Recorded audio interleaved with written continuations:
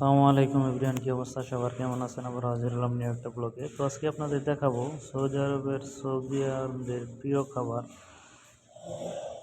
আমরা যারা সৌদি আরবে আসি এবং প্রবাসে থাকি, প্রত্যেকটা মানুষেরই কিন্তু এটা প্রিয় খাবার হয়ে ওঠে। কারণ সৌদি আরবের সবচেয়ে প্রিয় খাবার হচ্ছে কিন্তু খেপসা। তো এটাকে খেপসা বলে থাকে। বিরিয়ানির মতো পাকায়, এটা মুরগি দিয়ে রান্না করা হয়েছে। তো দেখতে পাচ্ছেন প্রিয় দর্শক, এটা হচ্ছে আমার এক ফ্রেন্ড।